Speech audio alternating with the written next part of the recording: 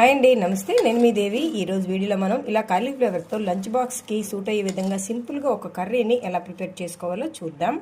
దీనికోసం ముందుగా క్యాబేజీ పువ్వుని ఇలాగా పువ్వులాగా విడదీసుకొని ఉప్పు పసుపు వేసే నీళ్ళల్లో శుభ్రంగా 2-3 టైమ్స్ వాష్ చేసేయండి. ఇప్పుడు స్టవ్ మీద కడాయిలో 1 టేబుల్ స్పూన్ ఆయిల్ హీట్ అయిన తర్వాత దీంట్లో ముందుగా పోపు దినుసుల్ని యాడ్ చేసేసి చక్కగా ఫ్రై చేసేసుకోండి. ఇలా పోపు దినుసులన్నీ ఫ్రై అయిన తర్వాత ఇందులో ఆనియన్,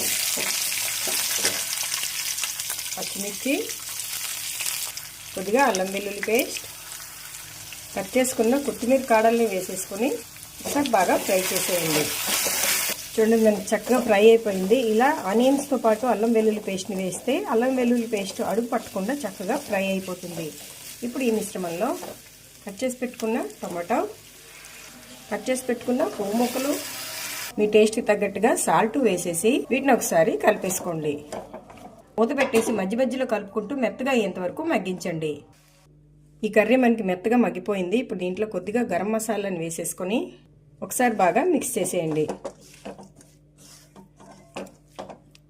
ఇప్పుడు దీన్ని స్టవ్ ఆఫ్ చేసుకొని సర్వింగ్ బౌల్లోకి తీసేసుకుందాం. ఇదేలా సర్వింగ్ బౌల్లోకి తీసుకొని కొత్తిమీరతో గార్నిష్ చేసుకుంటే లంచ్ బాక్స్లోకైనా రోటీ, చపాతీ దేనికైనా సూపర్ టేస్ట్గా ఉండే పువ్వు ఫ్రై మనకి రెడీ అయిపోయింది. ఈ రెసిపీ మీకు నచ్చితే ఒక లైక్ చేయండి. మీ ఫ్రెండ్స్ అందరితోటి ఈ రెసిపీని షేర్ చేసుకోండి. Thank you for watching.